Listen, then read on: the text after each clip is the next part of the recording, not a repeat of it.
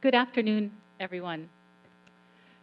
My name is Marianne Jorgensen, and I'm co-chair of the ACCJ Kansai Women in Business Committee.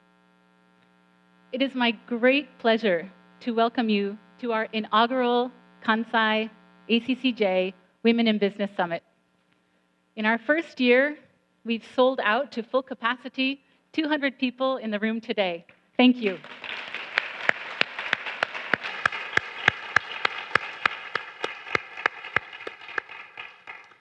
Very exciting.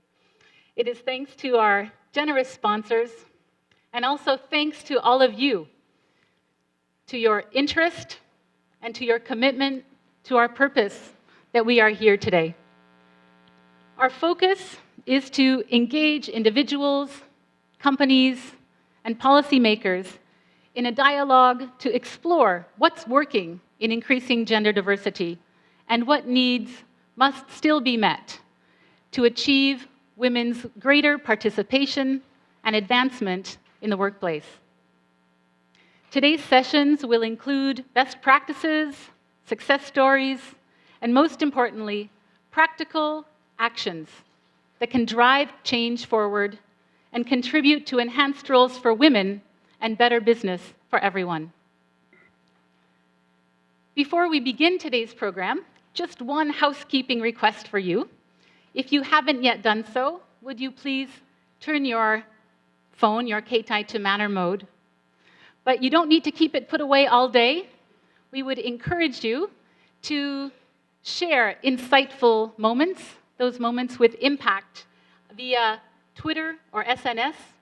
You can use the hashtag WIB Summit 2015. WIB Summit 2015. The ACCJ summits, which are now reaching across our 3 chapters in Japan, Tokyo, Kansai, and Nagoya, are an important way that the ACCJ demonstrates our commitment to driving the diversity agenda forward. So to open our inaugural summit, it's quite fitting to have someone who's played a critical role in these efforts from the early days. It is my great pleasure to welcome Mr. Kiran Sethi, President of Jupiter International Corporation, and importantly today, the American Chamber of Commerce in Japan, Vice President Kansai.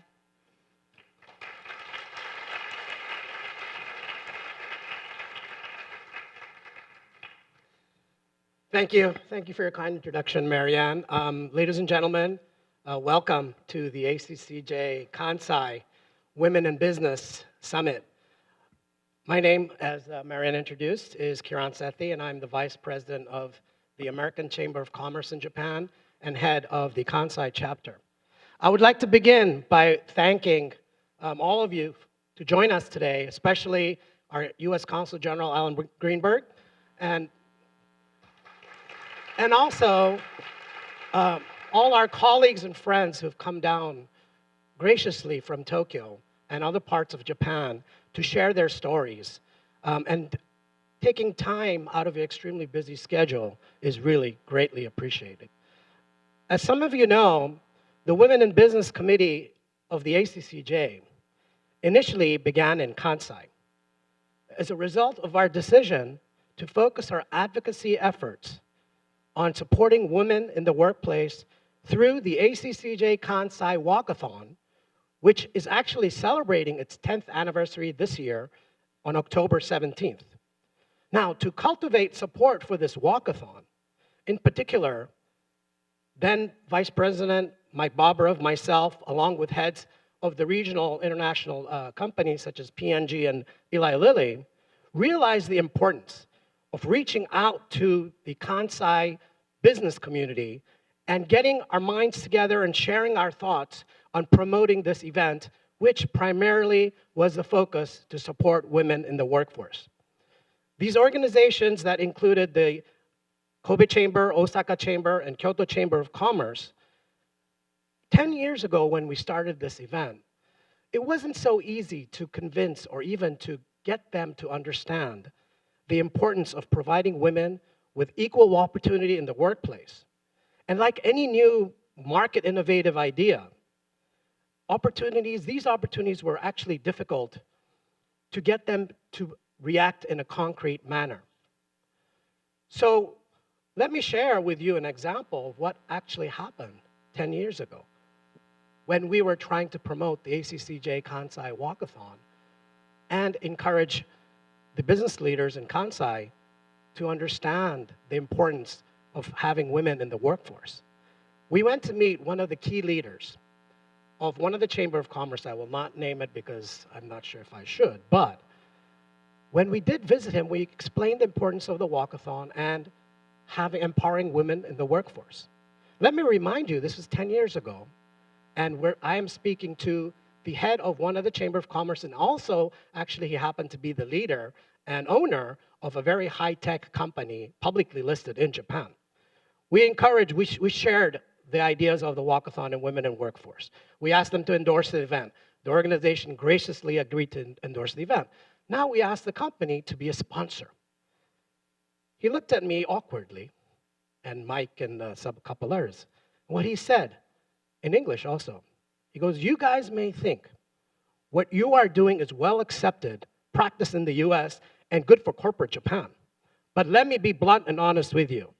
It is not suitable for Japan. Japanese women need to bear children, mindful of our decreasing population, and raise them at home, not hindered by activities in the offices and at workplace." Can you imagine how our jaws dropped?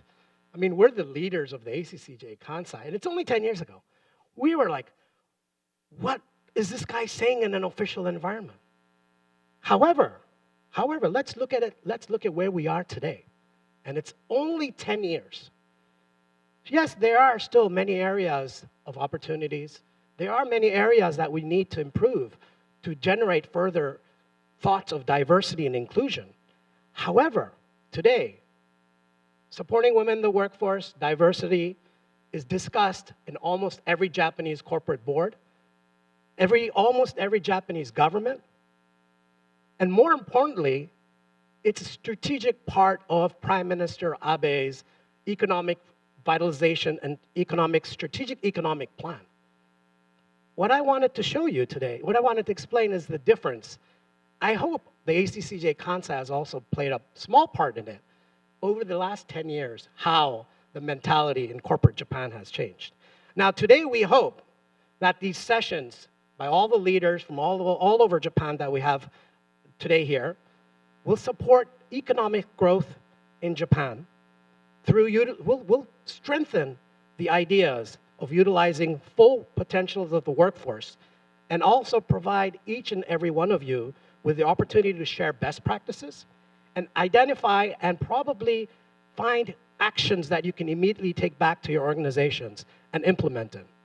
Now, we will also listen to all your voices and take what we learned today and share it in our October meeting with the Kansai Koeki Rengo, which is the Union of Kansai Governments. Hopefully, that will create further momentum and also implement actions within the Kansai government. Now, in closing, I would like to especially thank our corporate sponsors, which is behind me, the members of the Women in Business Committee, especially the co-chairs, Kitano-san and Marianne over there, and also I'd like to thank the Intercontinental Osaka for providing this venue and being very generous with what you've provided with us today. I hope you all have a wonderful, productive afternoon and enjoy all the great sessions. Thank you very much. Now, I would like to introduce you to the president of the American Chamber of Commerce, Jay Panazaki.